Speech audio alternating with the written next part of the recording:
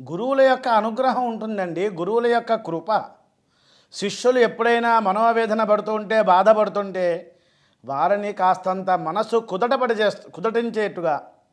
కుదటపడేటట్టుగా చేస్తారన్నమాట. నారదుల వారు అనుకుంటున్నారు, వ్యాసుల వారు ఇంత రాసినా మనసులో బాధపడుతున్నారు కాబట్టి ఆయన యొక్క తప్పు చెప్పాలి. భగవంతుడు గురించి మీరు వ్రాయలేదు కాబట్టి భాగవత కథలు వ్రాయండి అన్నారు. భగవంతుడి యొక్క మహిమ వ్రాయండి అన్నారు. భగవంతుడి యొక్క గుణగణములన్నీ కూడా వ్రాయండి అన్నారు. అలా వ్రాసే సమయంలో నేను కూడా పూర్వం ఇంత స్థానానికి ఎలా వచ్చాను? గురువుల యొక్క అనుగ్రహం ఉంటే కానీ నేను నీ ముందు కూర్చొని నీకు సమాధానం చెప్పేటట్టుగా శక్తి ఎలా వచ్చింది అంటే, నేను పూర్వం నా క్రితం జన్మలో ఒక దాసీ యొక్క పుత్రుడుగా ఉన్నాను. చాతుర్మాస్య దీక్ష చేస్తున్నారు ఒక పండితుడు. ఆయన ఇంట్లో పాచి పనులు చేసేటువంటి స్థితి మా యొక్క తల్లిది. ఆమె పక్కన నేను ఆమెతో పాటు వెళ్ళేవాడిని. శిష్యులతో పాటు అనగా స్నేహితులతో ఎవరితోనూ వెళ్ళేవాడిని కాదు. నిరంతరము మా అమ్మగారి పక్కనే ఉండేవాడిని. మా అమ్మకి సహాయం చేస్తూ ఉండేవాడిని. ఆ బ్రాహ్మణోత్తముడి ఇంటికి 4 వేద పండితులు వచ్చారు, భాగవతోత్తములు వచ్చారు. చాతుర్మాస్య దీక్షని ఆషాఢశుద్ధ ఏకాదశి నుంచి లేక ఆషాఢ పౌర్ణమి నుంచి కార్తీక శుద్ధ ఏకాదశి ఆ సమయం వరకు కూడా 4 నెలల పాటు చాతుర్మాస్య దీక్ష అని చేస్తారు. ఆ సన్నివేశాలలో ఆ సమయాలలో యతీంద్రులు దండ సన్యాసం తీసుకున్నటువంటి వారు బయటికి వెళ్ళరు. ఎందుకని? వర్షాకాలం కదా. వర్షాకాలంలో విత్తనాలు మొలకెత్తుతూ ఉంటాయి కదా. ఆ విధంగా 84 లక్షల జీవరాశులలో కూడా అనేక రకాలుగా పురుగులు, పిట్టలు ఇవన్నీ కూడా అప్పుడే పుడుతూ ఉంటాయి. రోడ్డు మీద వెళ్ళేటప్పుడు దారిలో ఒక చిన్న పురుగు తొక్కినట్లయితే, ఒక చీమని చంపినట్లయితే వారికి మరల జన్మ ఉంటుంది. ఇంకా జన్మ వద్దనేగా సన్యాసం తీసుకున్నటువంటి వారు. ఆ విధంగా 4 నెలలు కూడా తపస్సు చేస్తూ ఈ యొక్క భారతదేశంలో చక్కగా వర్షాలు పడాలి, పాడి పంటలు అభివృద్ధి కలగటానికే చాతుర్మాస్య దీక్ష అనేటువంటిది మనకి చేస్తూ ఉంటారు గురువులు అన్నమాట. ఆ విధంగా నా తల్లితో పాటు బ్రాహ్మణోత్తముడి ఇంట్లో ఉన్నాను నేను. అక్కడికి 4 పండితులు వచ్చారు. ఉచ్చిష్టలేపాన్ అనుమోదిత ద్విజై సకృస్మభుంజే అది అపాస్తకిల్బిషాహ. మనం తినేటువంటి ఆహారం భగవంతుడికి నివేదన పెడితే అప్పుడు అది అంతఃకరణ శుద్ధి కలుగుతుంది, పాత్ర శుద్ధి అవుతుంది. పాత్ర శుద్ధి ఎరింగించి మనం ఆచరించాలి. అన్నం వండేటప్పుడు పాత్ర శుద్ధి లేకపోతే, పూజ చేసేటప్పుడు ఆత్మశుద్ధి లేకపోతే, అందువల్ల పాత్రశుద్ధి ఉండాలి, అంతఃకరణగా ఆత్మశుద్ధి ఉండాలి. కాబట్టి 4 భాగవతోత్తములు కూడా ప్రతిరోజు కూడా వాళ్ళకి నేను సహాయం చేసేవాడిని. మా అమ్మ చెప్పినట్టుగా కందమూల ఫలాలు తెచ్చాను, దర్భలు తెచ్చాను, పంచగవ్యములు తెచ్చాను, పుష్పాలు తెచ్చాను. స్వామికి పూజిస్తూ ఉన్నారు, నేను అక్కడే ఉన్నాను. నా తోటి స్నేహితులతో ఆడుకోవటానికి కూడా వెళ్ళలేదు. వారి యొక్క కృప, వారి యొక్క చల్లని చూపులు నా మీద పడినాయి. నేను కూడా భగవంతుణ్ణి పూజించాలి అనుకున్నా. వారితో పాటు భగవన్నామ స్మరణ బిగ్గరగా గట్టిగా చెబుతూ ఉండేవాడిని. అందుకనే దీన్ని ఏమంటారంటే గళం అంటారు. గళం అంటే భగవన్నామ స్మరణ చేయాలి, లేకపోతే గంగాళం అయిపోతుందన్నమాట. గంగాళం అంటే ఏమిటి? దానిలో నీళ్లు పోస్తారు. ఈ కాఫీ టీ టిఫిను, భోజనం ఇవన్నీ వెళ్ళిపోతున్నాయి కంఠంలోకి. భగవన్నామస్మరణ వెళ్ళాలి. ఆ విధంగా బిగ్గరగా గట్టిగా ఈ యొక్క పిల్లవాడు నేను చిన్నతనంలో పూర్వజన్మలో భగవన్నామస్మరణ చేశానయ్యా. తత్ర అన్వహం కృష్ణ కథా ప్రగాయత అనుగ్రహేణ అశృణ్వం మనోహరా.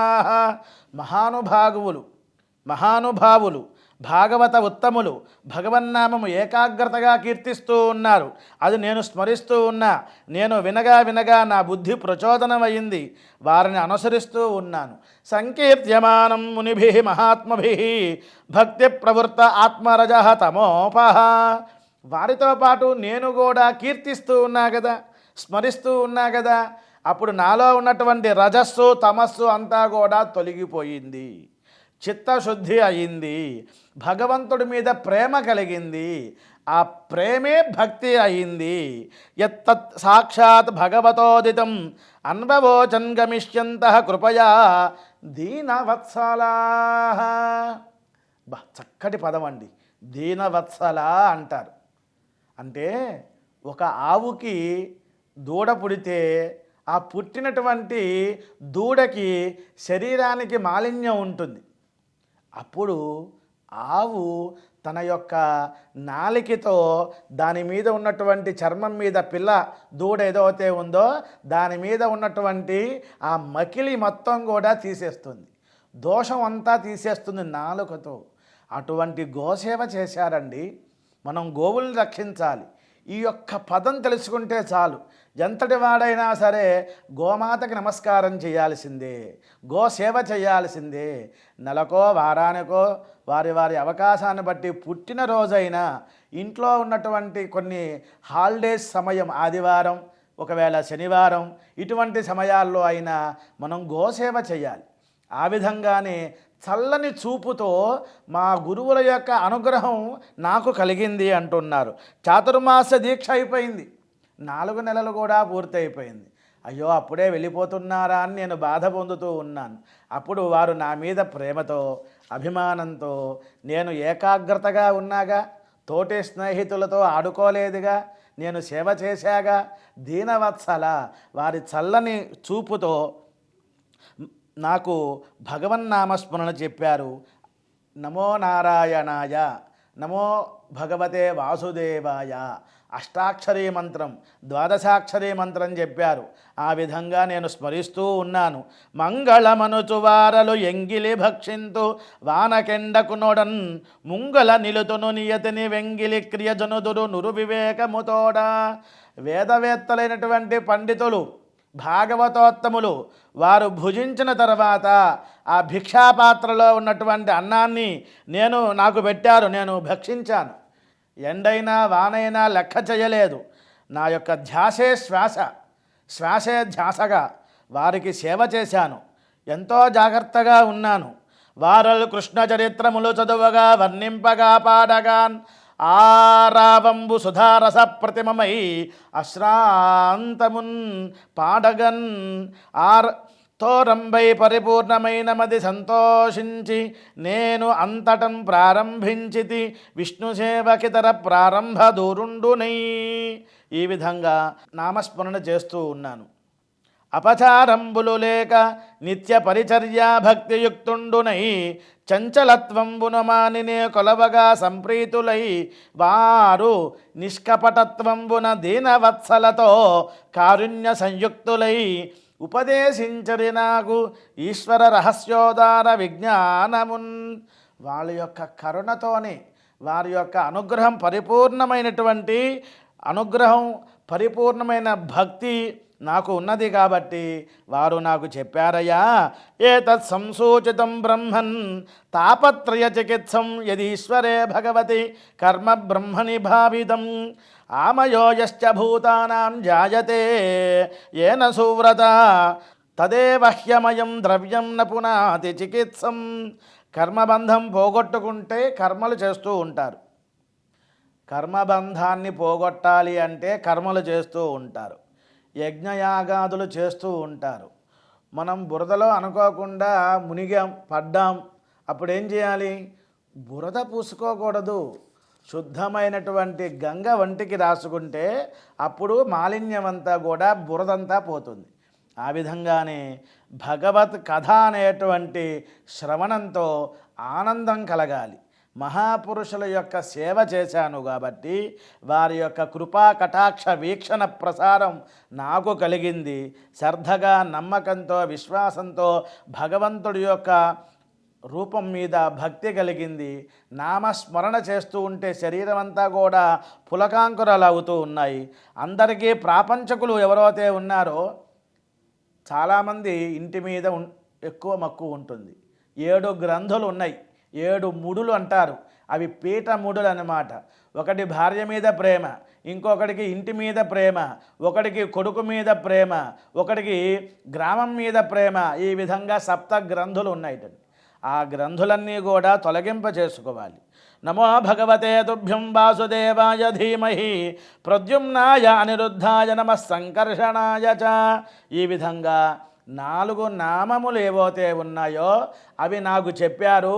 వారు 4 నెలల తర్వాత వారి యొక్క గ్రామానికి, వారి యొక్క ఆశ్రమానికి వెళ్ళిపోయారు. నేను ఈ యొక్క దీక్ష తీసుకున్నాను కాబట్టి భగవన్నామ స్మరణ చేస్తూ ఉన్నాను. మా అమ్మగారితో పాటు నేను కూడా పాచి పనులకి వెళ్తూ ఉన్నాను. ఒక రోజున నా తల్లి సాయంకాలం పూట గోశాలకు వెళ్ళి క్షీరాన్ని తెచ్చుకుందామని ఆవు పాలు పితకటానికి వెళ్ళినప్పుడు అనుకోకుండా ఒక నల్లటి తాచుపాము మీద కాలు వేసినప్పుడు అది లేచి మా అమ్మ యొక్క పాదం మీద కాటు వేసింది. మా అమ్మ చనిపోయింది. అమ్మయ్యా, నా రుణం తీరింది అనుకున్నట్టండి. అంటే చూడండి, వాళ్ళ యొక్క సేవ చేశారు కదా. మరి 4 భాగవతోత్తములు భగవంతుడి మీద ప్రేమ పెట్టుకుంటారు, కర్మలన్నీ కూడా తొలగింప చేసుకుంటారు, కర్మ బంధాలు ఉండకూడదనుకుంటారు. వారు సేవ చేశారు కాబట్టి ఈ పిల్లవాడు వారి యొక్క సేవ చేశాడు కాబట్టి అప్పుడు అతనికి కూడా నా రుణం తీరింది అనుకున్నట్ట. నీలాయత భోగ ఫణావ్యాలానల విష మహోగ్ర వహ్నిజ్వాలామాలా వినిపాతితమై వ్రాలెన్ ననుకన్న తల్లి వసుమతి మీదన్. ఇంకా మా అమ్మ యొక్క కార్యక్రమాలన్నీ చేసి నేను అరణ్యంలోకి వెళ్ళాను, శుద్ధిగా స్నానం చేశాను, భగవంతుడి మీద ధ్యాస పెట్టాను, భగవంతుడు నామస్మరణ నేను స్మరిస్తూ ఉన్నాను. ఎలా వచ్చారండి భగవంతుడు అంటే చిన్న పిల్లవాడు కదా, అందువల్ల నెమ్మదిగా పాదాలతో ఈ యొక్క పిల్లవాడి యొక్క హృదయంలో భగవంతుడు కూర్చున్నట్టండి.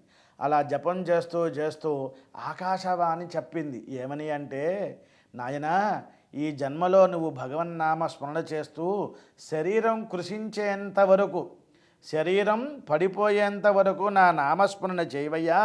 తర్వాత నీవు బ్రహ్మగారి యొక్క పుత్రుడుగా, నారదుడుగా, నారందదాతీతి నారద, అజ్ఞానాన్ని తొలగింపజేసేటువంటి శక్తి నారదులకు ఉంటుంది. ఈ కాలంలో టీవీ ఛానల్స్లోనూ చాలామంది కూడా నారదులు అగ్గిపుల్ల స్వామి, కలహస్వామి, కలహప్రియుడు అంటున్నారు. అది శుద్ధ తప్పు. నారదులు వారి వలనే మనకి భాగవతం వస్తోంది. నారదులే వ్యాసుల వారికి చెప్పారు.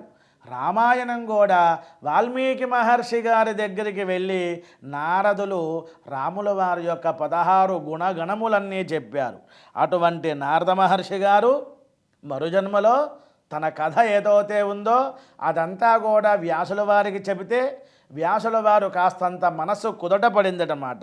నామాని అనంతస్య హతత్రపత్పటన్ ఏవం కృష్ణమతే బ్రహ్మన్ అసక్తస్య అమల ఆత్మనః ప్రాదుర్భూతు తాం శుద్ధాం భాగవతీం తనూం ఆరబ్ధ కర్మ నిర్వాణః తన్మహాద్భుతం నభోలింగం అలింగం ఈశ్వరం.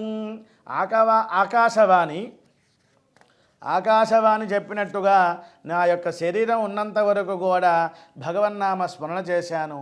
అప్పుడు బ్రహ్మగారి యొక్క పుత్రుడుగా వచ్చాను.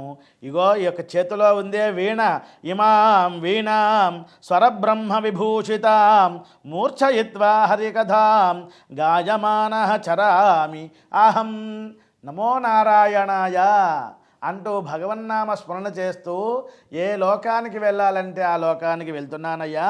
కాబట్టి నా యొక్క పూర్వజన్మలో చేసుకున్నటువంటి భగవంతుడి యొక్క భక్తి వలన కొన్ని యుగాలు తర్వాత సృష్టి లయం అయిన తర్వాత కొంతకాలానికి మళ్ళీ సృష్టి లయం అయిన తర్వాత మళ్ళీ ప్రారంభమవుతుంది. సృష్టి ఆదివారం అయిపోతే మళ్ళీ సోమవారం వస్తుంది. ఆ విధంగా సృష్టి లయం అయిపోయింది. తర్వాత సృష్టి ప్రారంభమవుతుంది. శ్రీ మహావిష్ణువు యొక్క అనుగ్రహంతో బ్రహ్మగారు సృష్టి ప్రారంభం చేశారు. వారి యొక్క పుత్రుడుగా నేను వచ్చానయ్యా. ముకుంద సేవయ, ముకుందుడి యొక్క సేవ చేశాను. భగవన్నామస్మరణ అష్టాక్షరి ద్వాదశాక్షరి 4 మంత్రాలు ఏవైతే ఉన్నాయో, నమో భగవతే వాసుదేవాయ ప్రద్యుమ్నాయ అనిరుద్ధాయ సంకర్షణాయ, ఇటువంటి నామాలన్నీ కూడా నేను స్మరించాను కాబట్టి దాసీపుత్రుడుగా ఉన్నటువంటి నేను నారదులుగా నారాయణ నామంతో ఒళ్ళంతా పులకరిస్తూ ఉంటుంది. ఈ యొక్క తులసిమాలలు వేసుకుని అన్ని లోకాలు తిరుగుతూ ఉన్నాను. ఆనందాశ్రులు కన్నులన్ వెడల రోమాంచంబుతో తత్పదధ్యానారూఢనై నా తలంపులో ఆ దేవుండుతోచెన్ నేను ఆనందాబ్దిగతుండునై ఎరుగా ఏ నీతిన్నను ఈశ్వరున్ నానాశోకహమైన ఎత్తనువుగానం లేక ఇంటట్టడి ఆనంద భాష్పాలతో పొంగిపోతూ ఉంటాను, పులకరిస్తూ ఉంటాను. భగవంతుడి యొక్క పాదాల మీదే నా ధ్యాస. ఒక పద్మం మీద తుమ్మెద ఎలా అయితే ఆ తేనెని త్రాగాలనుకుంటుందో, నేను భగవంతుడి యొక్క చరణాబ్జములు పాదాల మీద పడి ఆ అమృతాన్ని గ్రోలుతూ ఉంటానయ్యా. కాబట్టి నీవు భయపడక్కర్లేదు. ఇప్పుడైనా సరే భాగవతాన్ని, భగవంతుడు గురించి గుణగణములన్నీ కూడా, మహిమలు అన్నీ కూడా కీర్తించవయ్యా అని చెప్పారు. అటువంటి విషయాన్ని నారదులు ఎప్పుడైతే వ్యాసుల వారికి చెప్పారో, వ్యాసుల వారి యొక్క ప్రభావం ఈ యొక్క సూత మహర్షి గారు శౌనకాది మహర్షులకి అందరికీ చెప్పారు.